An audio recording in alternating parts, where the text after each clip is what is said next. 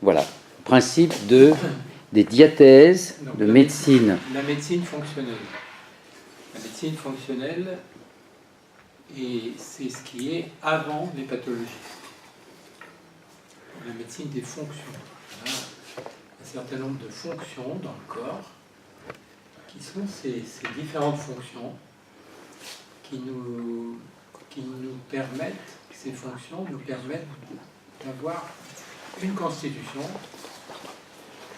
que je qualifierais plutôt de tempérament, et que les spécialistes, le grand spécialiste de la médecine fonctionnelle a codifié, si on peut dire, et a inventé le mot diathèse.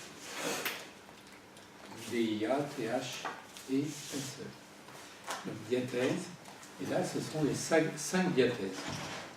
Donc les 4 premières sont des diathèses vraiment de constitution. D'ailleurs, ceux qui étaient présents ce matin à la conférence peuvent s'en souvenir. La diathèse numéro 4, c'était la diathèse de notre sujet ce matin. Voilà.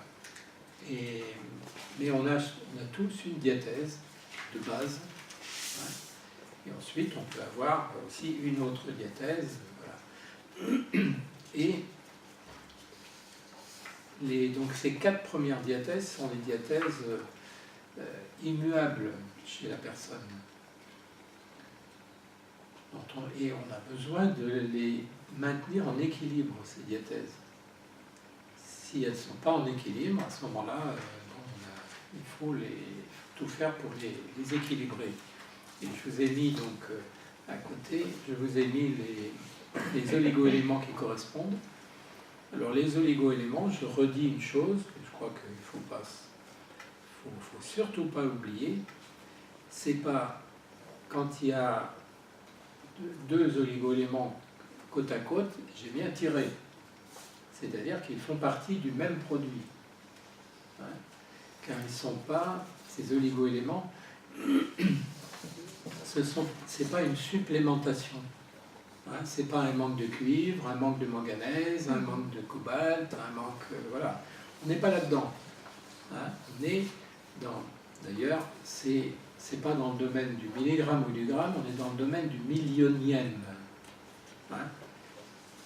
Pour vous donner un exemple de ça, là, je ne vous ai pas mis, bien sûr, les oligo-éléments adjuvants, parce qu'il y a toute une série, le lithium, le cuivre, etc., qu'on peut utiliser dans certaines conditions.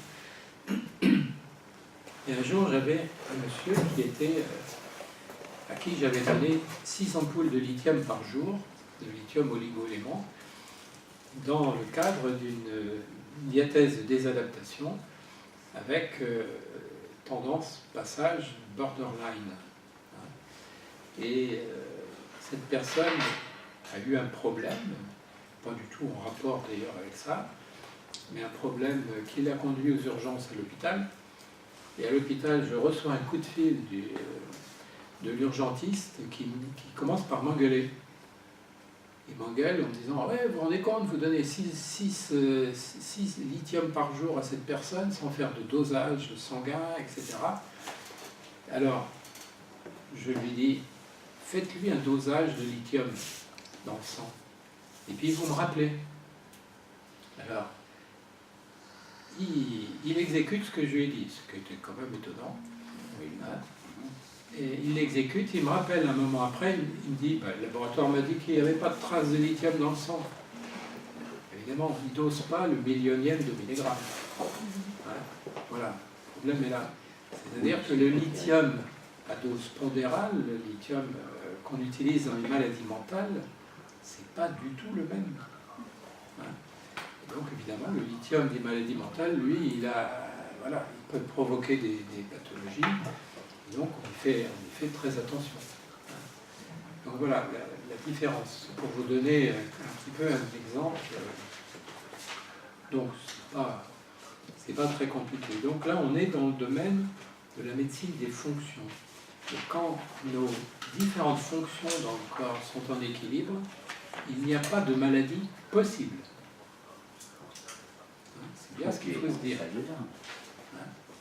Donc c'est quand même important d'y faire attention, parce qu'on peut très bien être dans une diathèse particulière. Bon, chaque diathèse, bon là je ne vous énumère pas tous les signes, mais dans chaque diathèse il y a des signes particuliers. La diathèse hyperréactive, c'est la personne qui bouge tout le temps, qui fait 3 choses à la fois. Non, mais je donne l'exemple. Hein. Et qui est toujours en mouvement, qui a toujours 3 idées à la fois, etc. Ça, c'est l'hyperréactif. Bon, à côté, il y a l'hyporéactif, qui lui n'a qu'une idée à la fois. Ah, il y en a qui ont une série d'idées à la fois. Des monotaches. Et quelqu'un qui est dans la deuxième diathèse, ce qui est tout à fait caractéristique de cette deuxième diathèse, c'est que cette deuxième, là, c'est la personne qui fait des infections à répétition. De toutes sortes d'infections. Dans la première, il n'y a pas d'infection. Il peut y avoir des allergies, mais des allergies aiguës. Des asthmes aigus, c'est là où on voit les asthmes les plus importants, les plus aigus, et qui sont quand même assez empoisonnants aussi. C'est là où on voit aussi l'hyperthyroïdie. Pour donner un exemple par rapport à la thyroïde, l'hyperthyroïdie, c'est première diathèse, l'hypothyroïdie, c'est la deuxième. Donc vous voyez, c'est plein de choses comme ça. Dans la première diathèse, c'est le couche-tard, lève-tard. Et dans la deuxième, c'est le couche-tôt, lève-tôt. Donc on peut dire, sur le plan génital pour les femmes en particulier, donc les règles les cycles sont courts dans la première diathèse et sont longs dans la deuxième. Il y a plein de signes comme ça. Voilà. Quelqu'un qui a fait un cancer est arrivé dans la diathèse numéro 4. Et quand on est dans ces diathèses-là, on y est pour tout le reste de notre existence. C'est important à savoir. Et quand on peut bien déterminer les diathèses comme ça, en déterminant les diathèses, ça nous permet de garder tout un équilibre de vie. Il suffit de prendre les oligo-éléments de la diathèse et on gardera cet équilibre de vie. Voilà, donc c'est un peu une généralité comme ça, mais sont importantes, toujours bien à ce que notre esprit les ait clairement. Donc ça va, là, le tableau, il est bien vu, bien compris. Donc on va peut-être pouvoir commencer ce qu'on appelle l'anamnèse, c'est-à-dire poser des questions au consultant en lui demandant précisément quel est le motif de la consultation. Il y a toujours un motif à une consultation. Tu viens nous voir pourquoi? Alors moi je viens vous voir pour des douleurs récurrentes aux genoux, aux épaules, à la mâchoire, qui me suivent depuis plus de 4 ans maintenant. Donc j'ai enchaîné les kinés, les ostéos, les médecins énergéticiens, les acupuncteurs. Aucun n'a réussi à soulager mes douleurs, à les faire disparaître. Alors actuellement je suis un kiné qui m'a prescrit une rééducation musculaire qui petit à petit améliore ma situation. Face à mes problèmes, j'ai fait un IRM qui a détecté absolument aucun problème structurel. C'est-à-dire que mes genoux sont, il m'a dit, anatomiquement parlant, vos genoux sont parfaits. Et ça n'empêche pas que tous les jours j'ai mal. Mes genoux, je pense que ce mal de genoux a provoqué un déséquilibre dans mon corps qui est à l'origine de mes mal d'épaule, de mes mal de cou. Je me bloque très régulièrement le cou. Mes problèmes de mâchoire, depuis un moment, tous les matins, ma mâchoire craque au réveil, c'est très douloureux.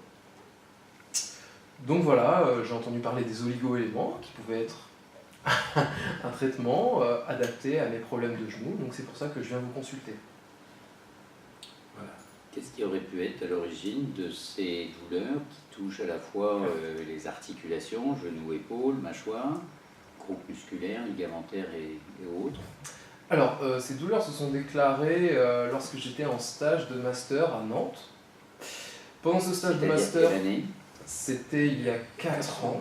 Donc on est en 2019, donc 4 ans, ça remonte à 2015, Voilà, théoriquement, je crois que c'est ça, oui. donc 24 ans. Ok, et en fait, 2000. pendant ce stage, j'ai passé toutes mes journées sur l'ordinateur, en Oui. permanence, et 2 Combien ans, d'heures par jour? 8 heures minimum par jour sur l'ordinateur, ce que je n'avais jamais fait avant, pendant 6 mois. Et en fait, le jeudi midi, on avait pour coutume d'aller jouer au badminton avec les collègues du labo. Et c'est à partir d'un entraînement de badminton que j'ai commencé à avoir mes douleurs aux genoux. Alors ce qu'il faut savoir, c'est que pendant des années, j'ai pratiqué la musculation en club. Je pratiquais la musculation à Nantes, mais avec le départ de ces douleurs et la propagation au niveau de mes épaules, j'ai énormément dû stopper mon activité de musculation. C'est vrai que pendant que j'étais en stage de master à Nantes, le fait d'être tous les jours sur l'ordi, ça me provoquait une fatigue mentale que je n'avais jamais ressentie. Genre rentrer le soir chez moi, j'avais rien envie de faire, j'avais même plus envie d'aller au sport, etc. À côté de ça, pendant que j'étais à Nantes, quelques temps avant, j'avais eu une opération, une gynécomastie, qui consistait à extraire dans ma poitrine, si vous voulez, une masse. Je ne sais plus exactement ce que c'était. C'était une masse due à une sécrétion hormonale anormale. Et c'est suite à cette opération... Dans l'année précédente. Quelques mois avant, théoriquement dans la même année. Je ne me rappelle plus exactement. 2015. 2015, je crois. Ouais. Parce que, en fait, si vous voulez, pendant que j'étais à Nantes, j'allais voir une kiné qui devait me masser à ces endroits-là pour éliminer. Alors, il m'a raconté qu'après l'opération, vu que la masse était manquante, le corps essayait d'adapter ça en rajoutant de la masse dessus et qu'il fallait masser ça pour fluidifier. Post-opératoire. Post-opératoire. Pour fluidifier cette masse qui se rajoutait, alors théoriquement, elle avait été enlevée. Bon, c'est vrai qu'après un massage, la masse était énormément diminuée, mais c'est quelque chose qui ne m'a jamais quitté, que j'ai toujours actuellement. J'ai toujours de la masse au niveau de ma poitrine, sous les tétons. Ça s'est développé à nouveau. Parce que qu'est-ce qui a Ça été s'est opéré? rééquilibré. L'opération était la substitution de cette masse, pas entièrement. Voilà, Et c'est des de deux l'extraction. Oui, il y a eu Des deux l'extraction côtés, des deux côtés avec un côté prédominant. Donc le problème, il n'est pas au niveau des seins, il est au niveau de l'hypophyse. C'est-à-dire, Les seins ils sont sous la dépendance d'hormones. oui, c'est exactement ça. Qui est la C'était prolactine, et qui est sécrétée par l'hypophyse. Et l'hypophyse, cette glande-là, si elle sécrète une stimulation, une stimuline qui provoque la fabrication de prolactine, qui va faire augmenter la masse au niveau du sein, si elle sécrète, c'est parce qu'elle reçoit des ordres de l'hypothalamus, Ok. hein, qui est là. Et donc c'est en lien en même temps avec le système nerveux central. D'accord. Donc c'est beaucoup plus vaste que ici. Là, c'est le symptôme final d'un processus. D'accord. Et quand c'est bilatéral, on sait que ça n'a pas de rapport avec les seins. Ok. Donc on peut être opéré 36 fois, ça ne sert à rien. Ok. Ce qui est important, c'est de... Et l'hypothalamus et l'hypophyse sont des glandes endocrines qui sont sous la dépendance de l'énergie des reins. Et voilà. Et alors, Dans un instant. On suit l'affaire. donc ça nécessite quand même des choses. Et ça, ces manques, vous pouvez mettre quelque chose entre parenthèses, c'est la diathèse numéro 5.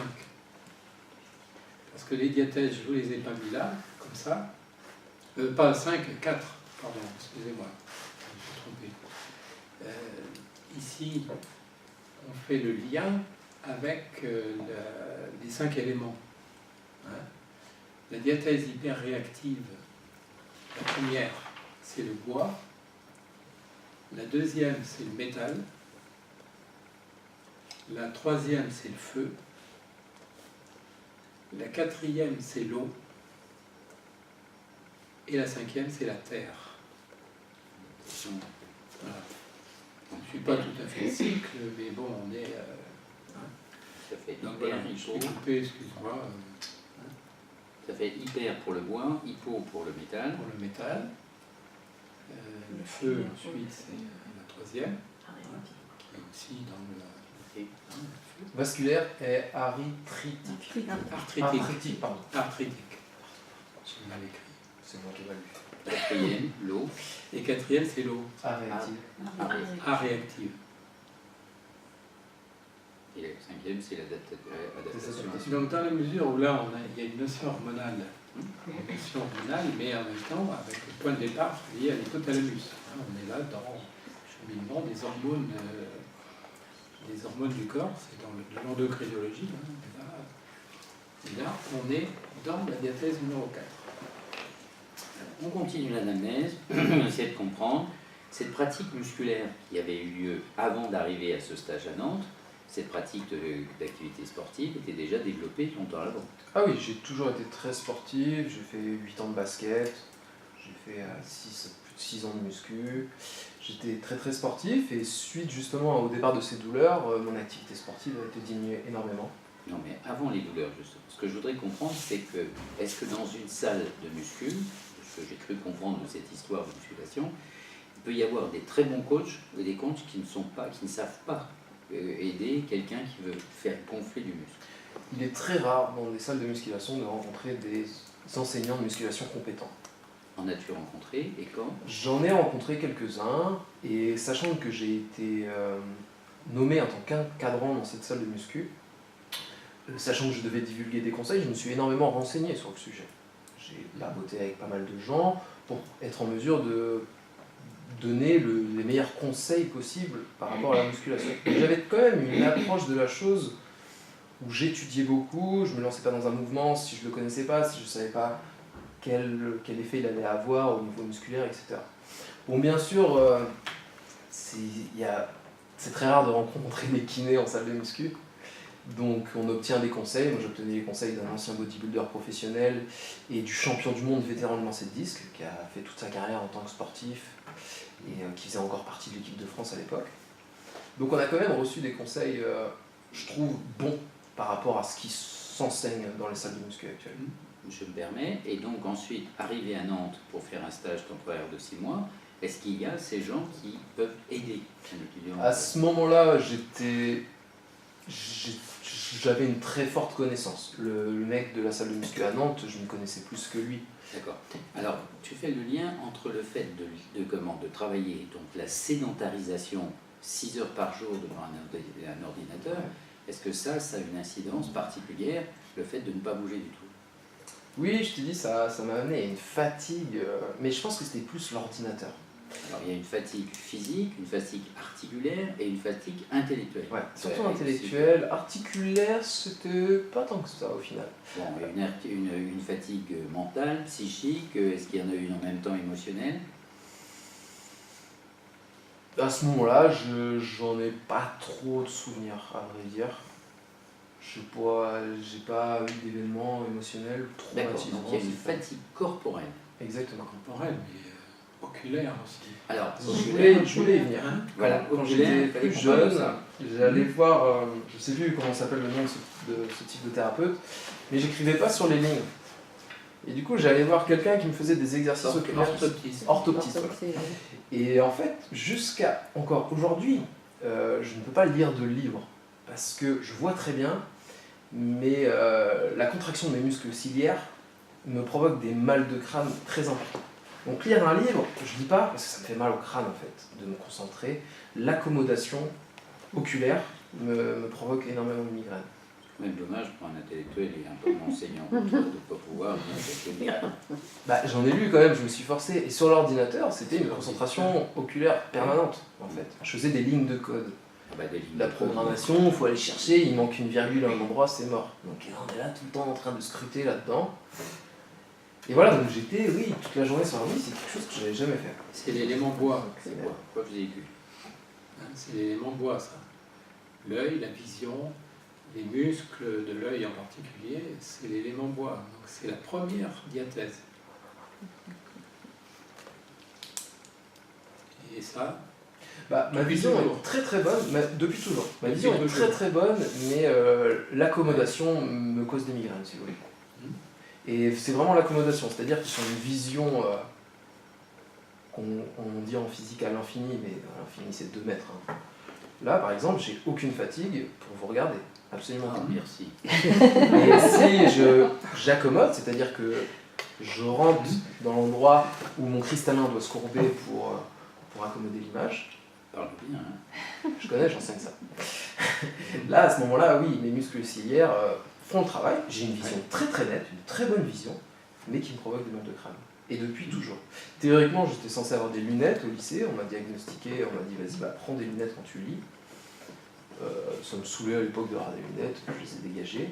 L'autre jour, j'étais chez ma mère, ma marraine, elle me file ses lunettes, et waouh, je lisais et ça me faisait plus mal au crâne. Donc il est sûr et certain qu'il va falloir que je me mette à utiliser des lunettes quand je me mêle. oui, mais ça c'est un moyen. Mais la cause, Ah, on là, l'a pas traitée. ça, je peux pas vous On répondre. l'a traitée à ce moment-là. Ah, pas du tout. Hein, on est dans cet élément bois, et qui probablement est la diathèse numéro 1, qui est sûrement ta diathèse de départ, d'origine. Comment tu aimes te coucher tôt ou te coucher tard? Je suis totalement le couche-tard, lève-tard. Mais vraiment à l'extrême limite. Je peux dormir des heures et des heures. Si je me force pas à me réveiller, je peux dormir 12 heures par nuit sans aucun problème. Et tu aimes te coucher tard. J'adore, je déteste me coucher tôt. C'est vraiment quelque chose que... Tu appelles ça quoi, te coucher tôt? Me coucher tôt, c'est me coucher avant minuit. Avant minuit? Je déteste ça. Et ça fait Ah oui. des années que j'ai pas enchaîné 2 jours en me couchant avant minuit. D'accord. Sauf vraiment si je suis vraiment crevé, là je rentre, boum, je tombe. Mais Il faut savoir que quelqu'un qui a horreur, enfin, qui ne peut pas qui pense surtout que se coucher tôt, c'est la limite, c'est limite, c'est une diathèse en parfait déséquilibre. Donc c'est depuis toujours. et oui, j'ai toujours été comme ça. Et ce n'est pas étonnant s'il y a des troubles de l'accommodation. C'est pas lié au cristallin, au muscle ciliaire, etc. C'est lié à l'ensemble de la musculature de l'œil. Hein, et c'est le foie qui a du mal à aller emmener le sang au muscle lorsque le muscle travaille. Hein. Et ensuite, ce foie a du mal à nettoyer le sang qui a été utilisé le jour, hein, puisque c'est au repos que ce sang est nettoyé par le foie. Et donc il a du mal. Et tout ça pourquoi? Parce que le foie a un manque d'énergie.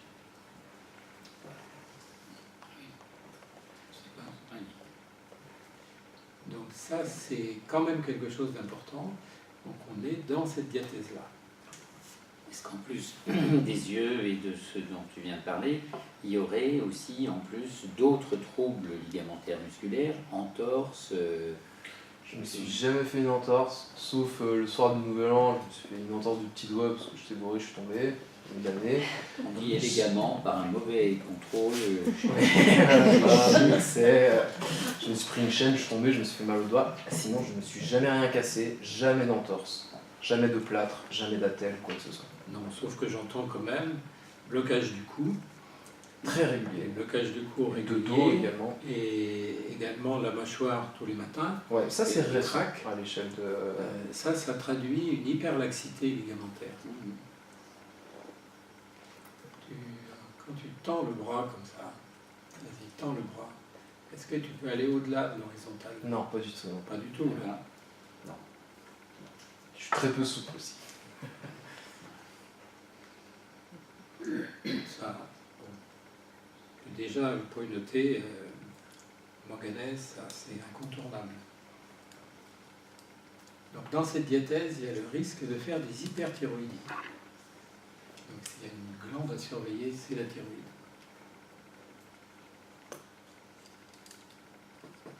et les allergies.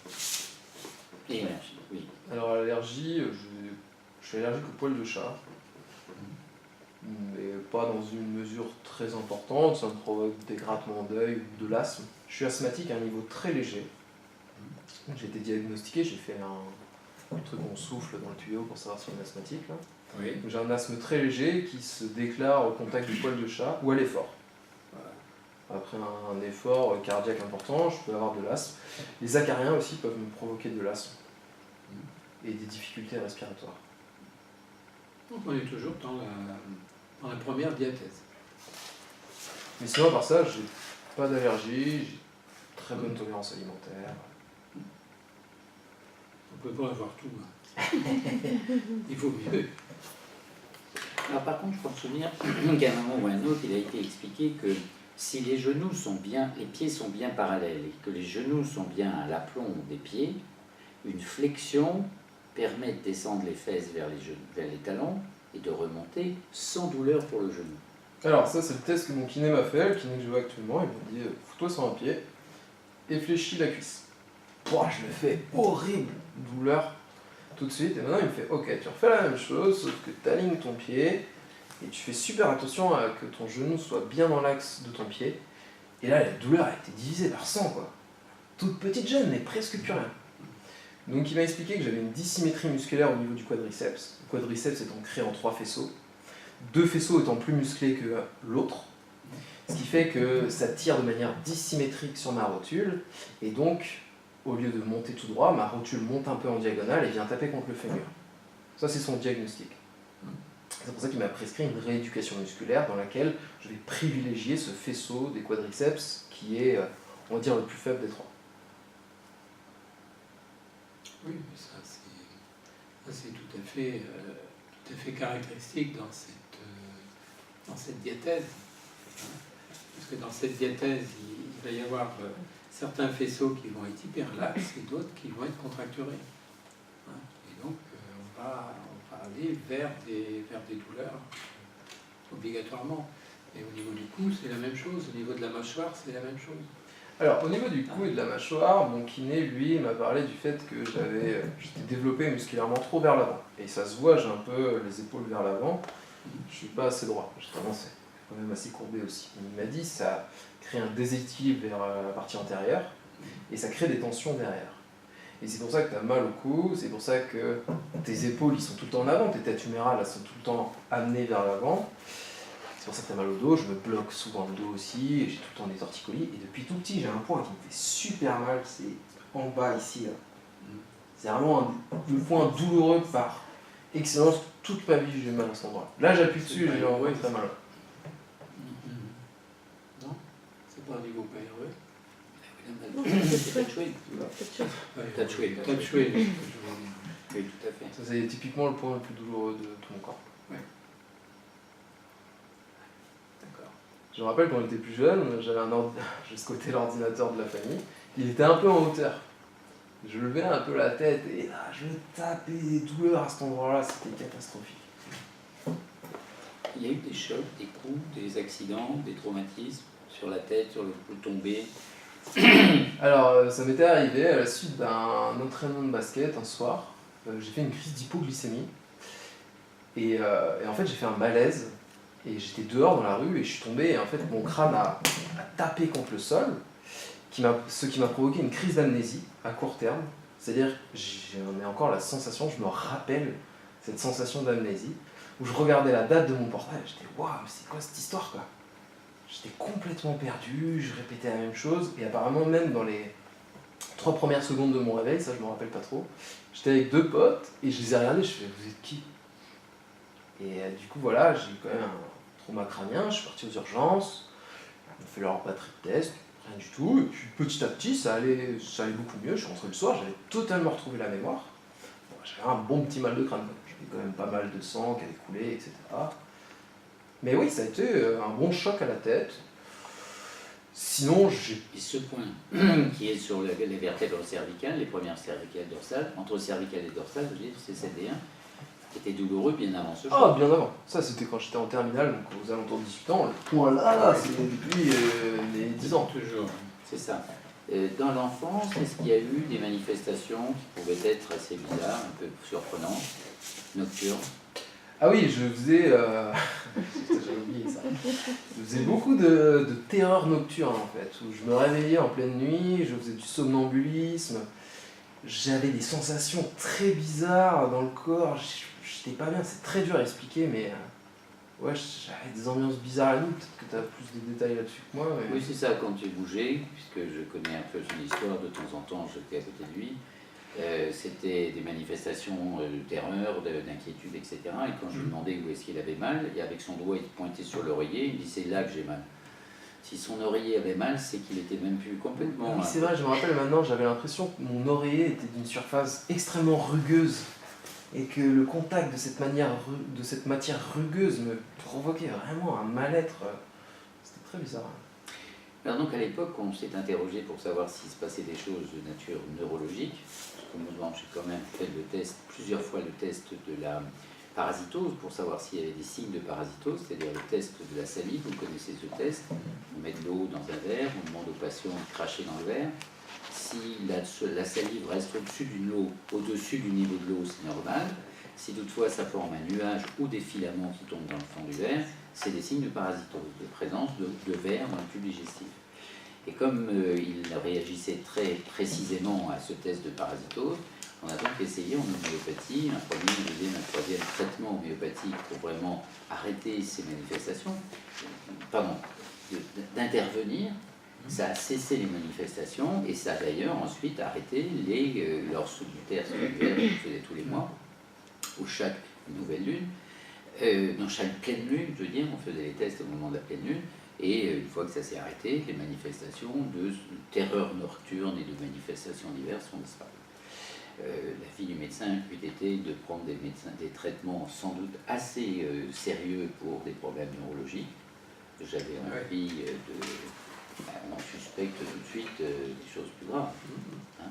Donc, si le test de la salive était suffisamment signifiant, il fallait aller jusqu'au bout de ce traitement. Et à partir du moment où on a trouvé la prescription homéopathique, puisque chaque laboratoire a sa prescription, une fois que ça a été fait, ça s'est arrêté complètement et tu n'as plus jamais eu ces problèmes. Mais on parle bien de terreur et de terreur nocturne. Et là, on se retrouve avec aussi un plan de réforme. On en parlera tout à l'heure. En termes émotionnels, oui, pardon. On se retrouve au niveau de l'eau, pareil, donc la diathèse numéro 4. En termes émotionnels, est-ce que tu pourrais un peu nous définir comment toi tu te comportes enfant, jeune enfant à l'école par exemple? Est-ce que tu as des souvenirs de quand les profs te demandent de faire telle et telle chose en public, de prendre... est-ce qu'il y a quelques termes que tu pourrais utiliser pour définir? Le terme qui me convient le mieux, c'est une extrême timidité, un grand stress à parler devant tout le monde. Je déteste que l'attention soit fixée sur moi, ça me met énormément mal à l'aise. Je suis plutôt du genre à me mettre en retrait, à faire le plus en sorte possible que l'attention ne soit pas sur moi. Parler devant toute la classe, ça me met un stress assez important. Mais ça ne t'a pas empêché à certains moments de le faire. Maintenant, non, mais même enfant, souviens-toi à l'école où tu étais à Montessori. Non, ça m'a amené à un stress avant l'action assez important. Mais une fois lancé dedans, je prenais plus mes repères, je me rendais compte que voilà, c'est pas la fin du monde et ça allait mieux. Mais oui, l'anticipation de ce genre de moment, oui, m'apportait énormément de stress quand j'étais enfant et toujours aujourd'hui. Même si c'est quelque chose que je maîtrise beaucoup mieux au vu de mon métier actuel. Timidité dans ton enfance, est-ce que tu as des souvenirs de ton enfance, de grande timidité, voire même de grande peur? Oui, très régulièrement. On appelle grande peur, quelque chose qui peut... Oui, après je n'ai pas trop de souvenirs, mais c'est vrai que j'ai toujours été très très mal à l'aise lorsque l'attention est posée sur moi. Ça c'est clair et net. J'ai toujours tout fait pour être plus en arrière. Même si à côté de ça, lorsque j'étais couvert d'éloges sur tel et tel sujet, par contre là ça m'a amené vraiment de la satisfaction. J'ai pas bien compris le verbe que tu as utilisé. Si par exemple on va me complimenter sur quelque chose que j'ai fait. Élogieux. Oui, voilà. Ça par contre, ça m'a rassuré beaucoup. Je pense que c'est caractéristique d'un manque de confiance en soi. on a besoin de se faire rassurer sur certains sujets. Mais même aller vers les autres, la sociabilité et tout, c'est quelque chose que j'ai mis en place beaucoup plus tard. Au début, j'ai toujours été très solitaire, à adorer des moments où je suis tout seul, etc. etc. Donc voilà, plutôt un caractère solitaire, mais bon, ça s'est pas mal dissipé avec mon développement. J'ai quand même une activité sociale plutôt développée, j'ai un nombre de potes. Voilà, et ça m'a fait beaucoup de bien aussi, un peu de stress au début, de se faire intégrer au sein des différents groupes, etc. Une fois que ça a été fait, je me sentais beaucoup mieux par rapport à ça. Donc on peut avoir un niveau de timidité que l'on comprend, que l'on maîtrise et que... De toute façon, il n'y a pas le choix. Sinon, si tu restes timide comme ça toute ta vie, tu fais rien. Donc ouais, essayer d'outrepasser ce genre de choses. Alors au niveau émotionnel en général, la timidité fait partie justement des émotions, mais est-ce qu'on peut dire une hypersensibilité émotionnelle? Pas forcément. Alors, je donne peut-être un peu plus de précision, le fait d'être touché par la misère des autres, le fait de l'injustice... Ah oui, ça par contre, j'ai toujours eu en moi une grande colère face à l'injustice présente dans ce monde. J'ai souvent été dans la contestation, il suffit de papoter quelques minutes avec moi pour comprendre mes convictions sur énormément de sujets. Donc oui, toujours une haine, une colère envers l'injustice, énormément. Ouais. Une colère et une haine. Ah, une haine très profonde envers l'injustice. Alors, il y a une période justement, tu dois sans doute t'en souvenir, je ne me rappelle plus quel âge tu avais, mais dans la classe quelque chose se faisait qui n'avait pas l'air d'être très très précis, il fallait s'occuper de quelqu'un, un jeune enfant qui venait d'arriver dans la classe, qui pourrait prendre un peu, et tu t'es levé et tu dis moi je vais m'en occuper. Et c'était vraiment un élan, d'ailleurs la directrice de l'école qui était la prof à l'époque nous en avait reparlé, une façon de sortir de cette timidité et de dire une injustice pareille c'est pas possible. Alors moi je sors de ma timidité, je vais m'occuper de cette personne-là. Et c'est un geste d'une grande gentillesse, d'une grande responsabilité, une conscientisation. Tu te souviens de ça ou pas? Non. Alors par contre, on m'a souvent dit que j'avais assez d'empathie. C'est ça. Et une empathie qui doit sans doute procéder de cette notion de l'injustice. Si une injustice, alors par rapport à toi, ça doit être assez terrible, mais si c'est une injustice qui a lieu par rapport à quelqu'un d'autre, tu ne peux pas rester silencieux, tu ne peux pas rester... Ah, ça c'est clair. Ça c'est clair, quand je vois ce qui se passe dans le monde actuellement, il y a énormément d'endroits, et tout le monde entièrement, globalement injuste, mais c'est vrai qu'il y a des causes qui me touchent beaucoup. L'injustice, il y a des injustices qui me prennent aux tripes, quoi. Exemple, la situation de la Palestine. C'est quelque chose qui me prend vraiment aux tripes et qui peut même m'amener à avoir des larmes aux yeux de penser à ces choses. Alors c'est ça, voilà, c'est ça où je voudrais te conduire à dire, cette hypersensibilité émotionnelle. Hein. Et cette hypersensibilité émotionnelle du feu secondaire, vide dans le compte PFCC, présent là, ne peut que réactiver aussi les peurs du vide des reins avec ces peurs fondamentales. Donc c'est aussi un apprentissage. Donc tu décris bien que tu as appris par plein diverses étapes dans ta vie, comment d'avoir confiance en toi et d'avoir été peut-être accompagné par diverses personnes qui ont aidé à avoir confiance en toi. Faire attention aux peurs, qu'elles ne soient pas l'empêcheur de réaliser des choses, mais l'hypersensibilité de tout ce qui peut se passer tout autour et qui peut être aussi à ce moment-là le moteur alors deux solutions, ou dynamiser le passage à l'acte pour faire quelque chose, ou une hypersensibilité qui te paralyse, qui te fait mal, qui te perturbe quand tu dis des larmes aux yeux, quand on sait ce qui peut arriver à ce peuple par rapport à tous les voisins et tout ce qu'on leur fait subir. C'est une question. C'est plus une définition de ce que pourrait être l'hypersensibilité. Et de dire qu'en effet, et à travers ça, que tu puisses donner ton avis, est-ce que tu te reconnais dans cette définition d'hypersensibilité? Ouais, ça... Ou un ami qui souffre, un ami qui est en difficulté, quelqu'un à qui lui arrive quelque chose, tu as tes copains qui se font tabasser dans un coin, qu'est-ce que tu fais? Tu regardes, il y a un pauvre mec qui se fait tabasser, et tu fais quoi? Il y a deux parties en moi. Il va y avoir la partie manque de confiance où j'ai peur d'y aller, et la partie l'injustice est trop grand, je saute dedans, quoi. C'est ça, quel que soit le prix à payer. Ouais. C'est réglé. Oui. Bon, les seules fois où je me suis battu de ma vie, je t'avoue que c'était surtout à cause de l'alcool. Donc, C'est pas à cause, c'est parce qu'elle est là et qui dynamise et qui est l'alcool à oui, toi. voilà, ça va dynamiser une de mes parties. L'alcool a quoi comme fonction? C'est de désinhiber. Donc du coup, comme tu décris les deux parties, mais tu n'es pas le seul à avoir deux parties dans ton corps.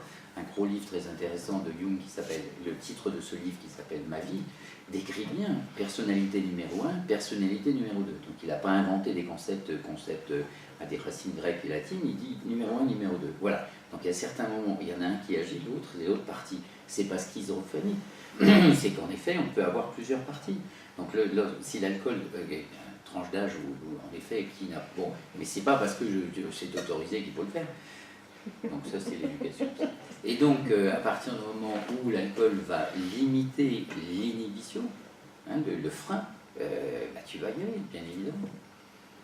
Mais tu as sûrement plein de fois défendu des amis, des causes, pas des causes perdues, mais des causes où ce copain-là, il a besoin, il ne peut pas rester seul à vivre ça, tu y vas et tu affrontes. Ouais, à côté de ça, quand je considère que la personne, c'est assez bizarre ce que je vais dire, mais mérite, entre guillemets, ou l'a bien cherché, Tu le laisses faire. j'ai plus tendance à laisser la justice agir. Alors, ça, c'est toute la notion du métal. Hein, c'est comme en tronc humain, et le tronc de l'année. Le métal est présent. Hein. Le métal, c'est justesse, justice, exactitude, précision. Tu n'es pas juge, tu évalues, et à partir de là, tu fais... Alors, tu m'avais fait un jour une phrase, elle disait à propos d'un copain, parce que mec-là, c'est un con. Je dis, écoute, tu ne peux pas dire d'un ami qu'il est con. Hein, c'est une insulte. Et tu m'avais répondu, c'est pas une insulte, c'est un diagnostic. Donc la notion d'évaluation de justesse, diagnostic, il s'est mis dans telle situation, il vit tel et tel truc qui paye le prix de ses choix. Donc ça, c'est une évaluation où, de ce fait, tu n'as pas besoin de t'engager. Là où il y a une injustice, alors là, tu sors les armes et tu y vas. Donc l'alcool peut désinhiber dans le sens de dire, ok, je peux y aller. Alors, la réflexion est que, bon, en effet, il y a une évaluation. Vous voyez cette notion du métal dans ses éléments d'expression et de constitution. Mais il y a justice, justesse, exactitude, précision, vous voyez, et appropriation aussi ensuite. Et tu en as suffisamment pour qu'on puisse voir combien ça peut se manifester.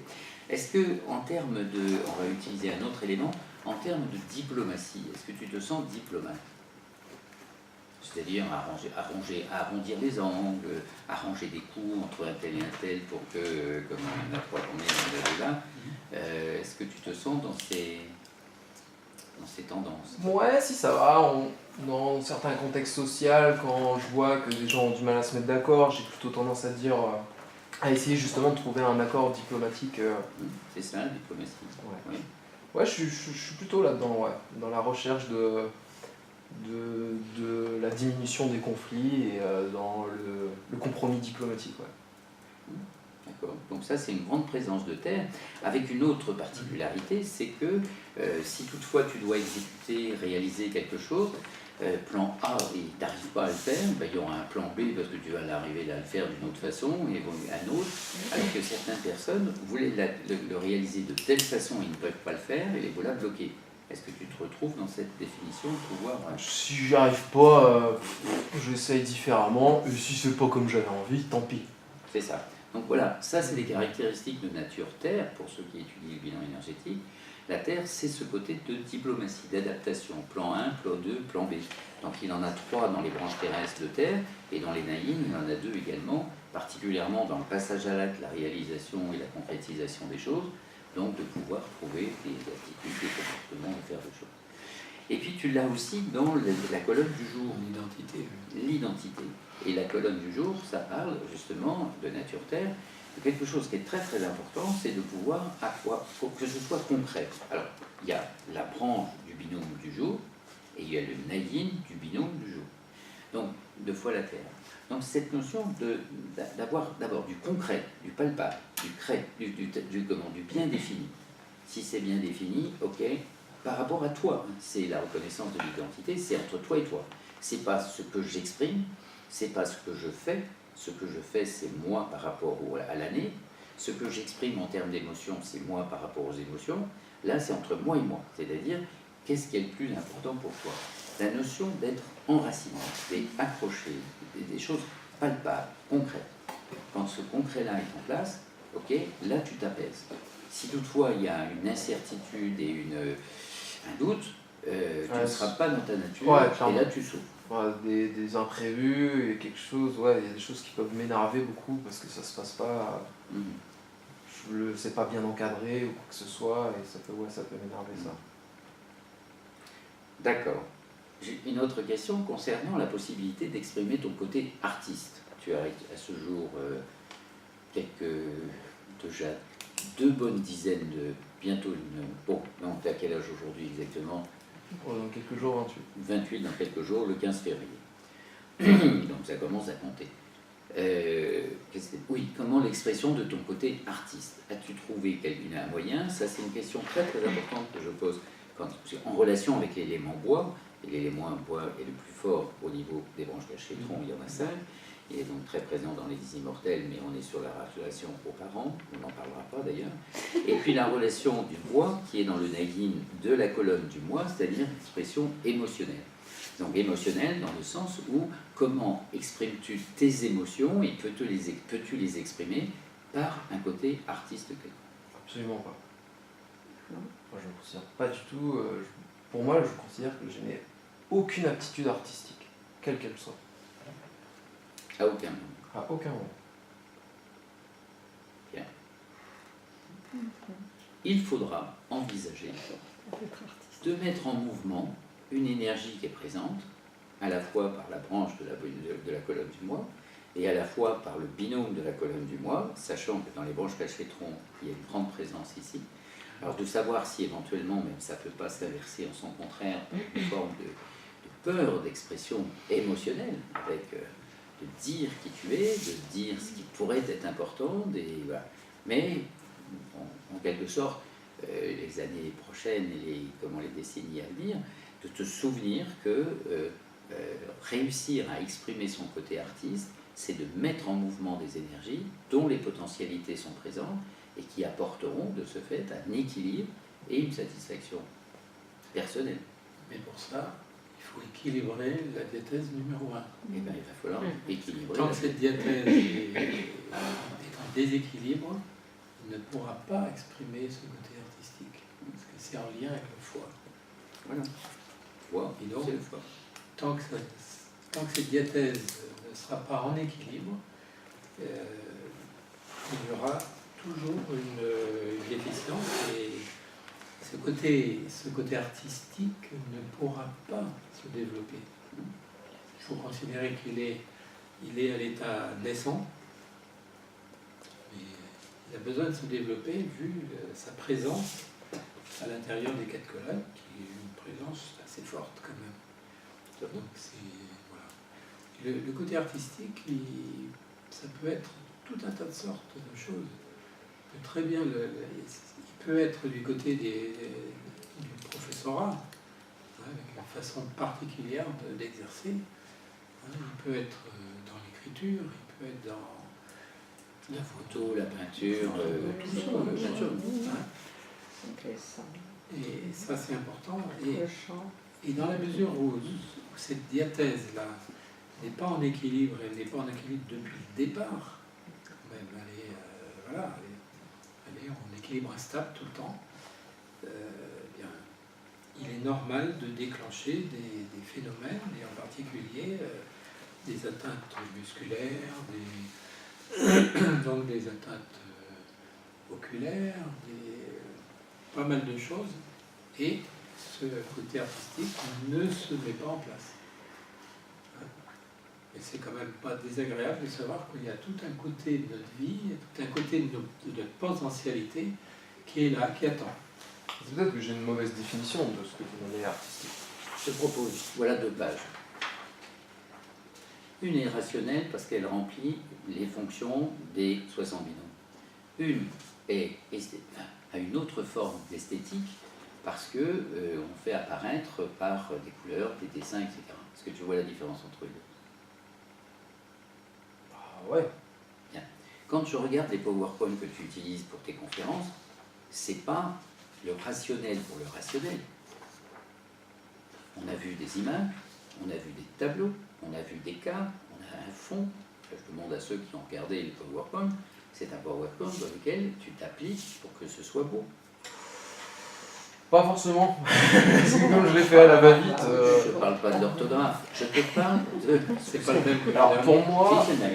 C'est le même que l'an dernier. Attends, c'est une Oui, fée. mais 4 ans. oui, bon, j'ai vu les choses de fois. alors, Il est beau.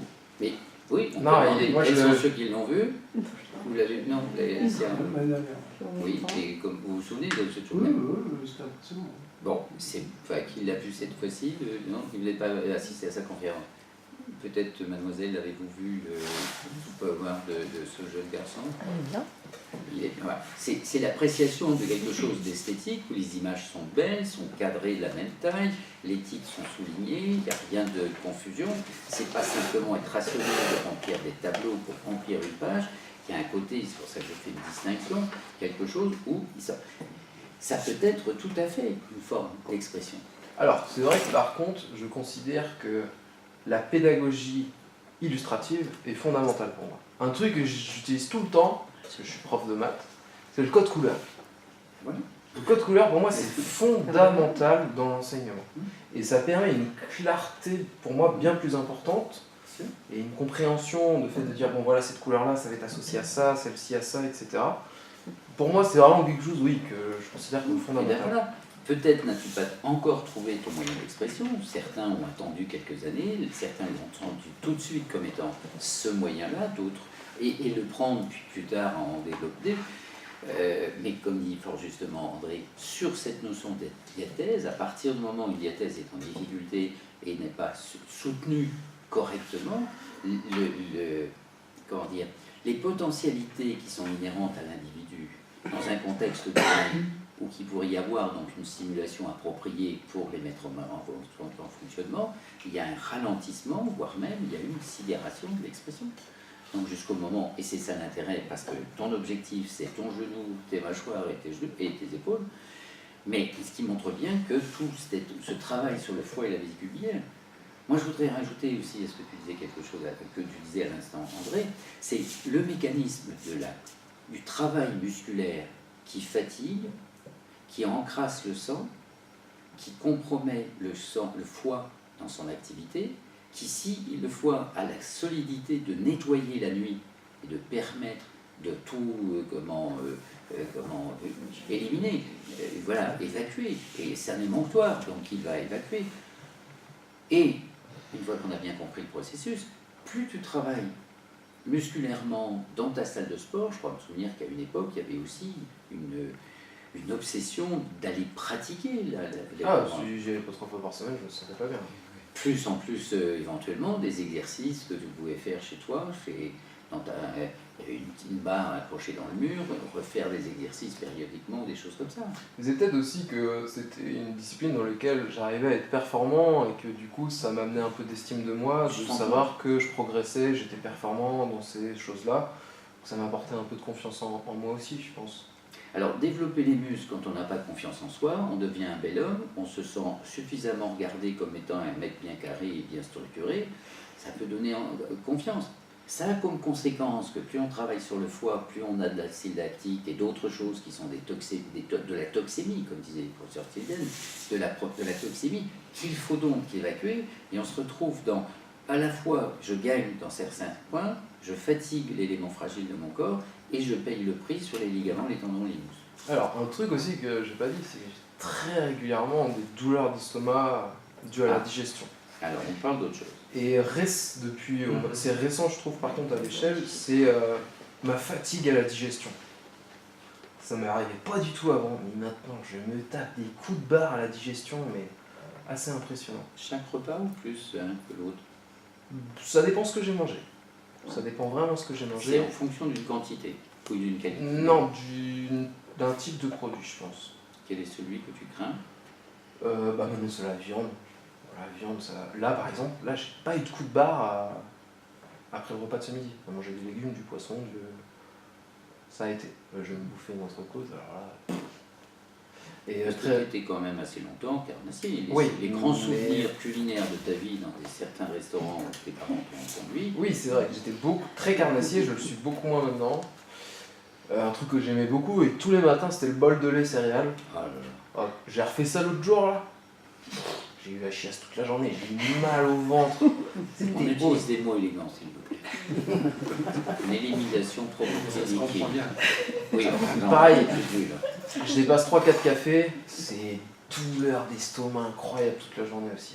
Alors que j'adore ça, quoi. À côté de ça, la caféine n'a aucun effet excitant sur moi. Je peux taper 3 cafés avant d'aller me coucher, je vais dormir sans problème. Alors, on donne notre avis chacun de notre tour, André, sur le rôle du café, du foie, la stimulation de la vésicule biliaire. Vas-y, toi, tu as des idées dessus. Oui, Je donnerai les miennes après. Oui, ben justement, ça va nous permettre de dire tous les deux ce qu'on a à dire là-dessus. Moi, je considère que le café est un médicament, et un médicament très important qu'il faut garder en tant que médicament et non pas simplement en tant qu'aliment ou complément ou fin de repas ou Plaisir. plaisir. Moi, c'est vraiment du Tu mets du plaisir. sucre dedans ou pas? Ah, jamais. Donc, c'est du vrai café. Le café a plusieurs fonctions. D'abord, c'est un liquide. C'est un liquide qui apporte du liquide dans le corps. Le corps en a besoin. C'est un liquide chaud. C'est rare de boire du café froid. Un liquide chaud, donc, apporte de l'énergie. De quoi a-t-on besoin pour vivre en permanence, à part respirer l'oxygène? C'est de l'eau et de l'eau chaude. Et de l'énergie. On a besoin de l'eau et de l'énergie. Le café est un produit qui apporte les deux. C'est un tonique cardiaque, donc il y a aussi une action tout à fait intéressante au niveau du cœur. Le cœur, les vaisseaux, etc. Bon, voilà. Mais la fonction principale qu'on peut y trouver, au terme d'un repas beaucoup plus copieux où il y a eu de la mayonnaise, comme on en a mangé hier soir avec les produits de mer, les fruits de mer, ou avec de la viande, ou avec du pain beurre, ou avec de la viande, oui, de la viande et du gras de la viande, du fromage où c'est du gras et de la mousse au chocolat, ça fait quand même un repas très lourd en gras. La fin du repas, boire un café, c'est une stimulation parce que c'est un apport d'eau chaude, c'est bon pour la digestion. Ça stimule le foie, donc ça apporte de la bile, c'est bon pour la digestion des matières grasses. C'est bon aussi pour le tonique cardiaque, ça nous reste éveillé en fin de repas, etc., etc. Bon.